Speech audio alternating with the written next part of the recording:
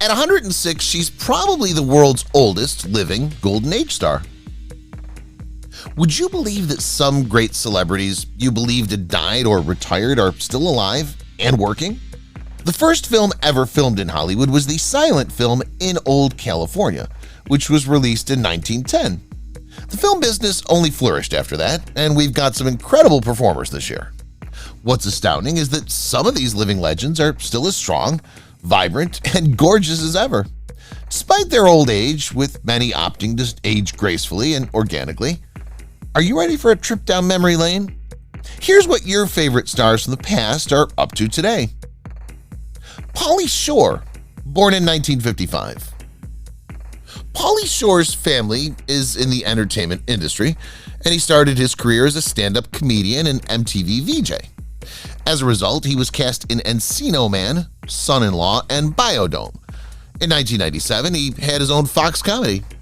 However, after just 5 episodes, it was discontinued, and he really never had much work after that. Paulie makes an appearance with his podcast 3 decades later.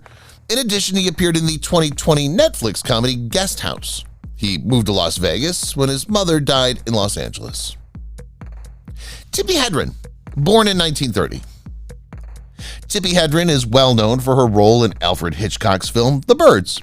She's best known as the mother of actress Melanie Griffith and the grandma of newly renowned actress Dakota Johnson.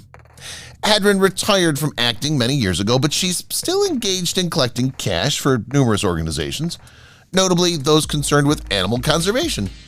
We expect to see her on film soon. Tippi's most recent part was in The Ghost and the Whale in 2015, and she's been in business since 1950, making this her 6th decade.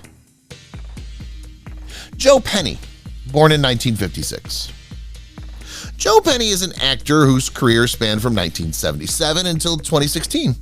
He studied acting at the Actors Studio under the tutelage of none other than Lee Strasberg. Joe is most known for his performance in the 1980s detective drama Riptide. His other notable programs include the crime series Jake and the Fat Man and the mystery made-for-TV film Jane Doe. He's considered to have a big heart and is generously given to charities, and he even attends their charity gatherings. Brian Brown, born in 1947. Brian Brown's visage is known since he's been in over 80 films and television programs, including Gorillas in the Mist, Australia, and Gods of Egypt. And he was nominated for an Emmy and a Golden Globe for his performance in the miniseries The Thornbirds. The theater-trained actor made his film debut in 1975, but his best performance came in the 1980s when he went to the United States. Brown returned to Australia in 1996 and continues to work there. William Devane, born in 1939. William Devane started his acting career in high school when he played a variety of roles at a local theater. He later graduated from the American Academy of Dramatic Arts. In 1975, he sprang to fame as John Henry Falk in the Emmy Award-winning television film Fear on Trial. He's most known for his role in the long-running soap opera Knots Landing, which aired for 10 years from 1983 to 1993. The actor works in the industry. One of his most recent roles was as Whitney Vance in Bosch Legacy. He has a total of 126 acting credits to his name. Priscilla Presley, born 1945. Priscilla Presley was an average young adolescent until she met Elvis Presley, the king of rock and roll. They married, had a daughter, Lisa Marie, and divorced in 1973. After that, Priscilla pursued an acting career and dabbled in a few enterprises. When Elvis died in 1977, he left Lisa Marie a $1 million legacy, and it was Priscilla's skillful management of Elvis Presley Enterprises that converted her daughter's inheritance into a $100 million fortune. Kris Kristofferson, born in 1936. Kris Kristofferson is a singer-songwriter, best known for his classics Me and Bobby McGee and For the Good Times. Despite the fact that he recorded his debut album in 1970, he became most renowned for his songwriting abilities. Kris would also have a successful film debut in 1976 with A Star is Born, for which he won a Golden Globe. He also appeared in the films Blade, Blade 2, and Heaven's Gate. He announced in 2021 that he would be retiring after 5 decades. Ted Nugent, born in 1948. Theodore Nugent, commonly known as Ted, is an American singer-songwriter who rose to prominence as the main guitarist for the band the Amboy Dukes. Before going solo, he would open for and tour with various musicians, owing to his versatile singing voice. Cat Scratch Fever was one of Ted's greatest hits, and he eventually joined the Dan Yankees band. Ted, on the other hand, has lately been journalistic fodder due to his conservative political beliefs, notably his support for gun ownership. Peter Marshall, born in 1926. Ralph Pierre Lecoq, popularly known as Peter Marshall, was a beloved game show presenter, as well as an actor and radio and television personality. From 1966 until 1981, he hosted the Hollywood Squares and was involved in over 50 Broadway and television plays. His supporters were concerned about him when he was diagnosed with COVID at the age of 95, but he battled it and is now well. Unfortunately, his own son, 68-year-old David, died as a result of the sickness. Ida Buttrose, born in 1942. Ida Buttrose, the iconic Australian journalist, TV personality, and entrepreneur, has had a spectacular career. She started and edited the well-known magazine Clio before moving on to run the contentious Australian Women's Weekly.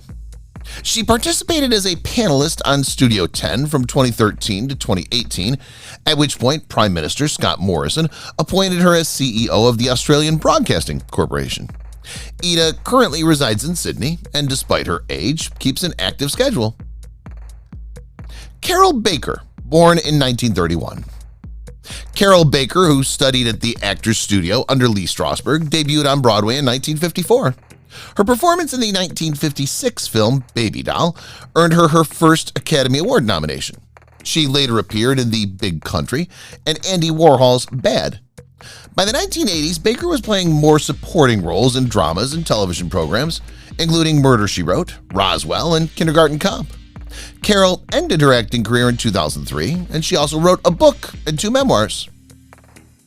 Tuesday Weld, born in 1943. Tuesday Weld is a retired American actress who started her career as a child performer and model before moving on to adult roles in the 1950s. The Golden Globe Newcomer Award winner went on to play serious roles over the following decade. Weld featured in The Cincinnati Kid, Once Upon a Time in America, and Mr. Goodbar before signing with 20th Century Fox, where he remained until the 1980s. She was last seen in a brief role in the 2001 film Chelsea Walls. Kelsey Grammer, born in 1955. Kelsey Grammer rose to prominence as the psychiatrist Dr. Fraser Crane in the smash NBC program Frasier. He played the part for almost 2 decades, earning him 3 Golden Globes and 5 Emmys for his efforts. Unlike most comedians, Grammer began his acting career in theater rather than stand-up. He attended Juilliard, a performing arts institution, and completed a 3-year internship at San Diego's Old Globe Theater.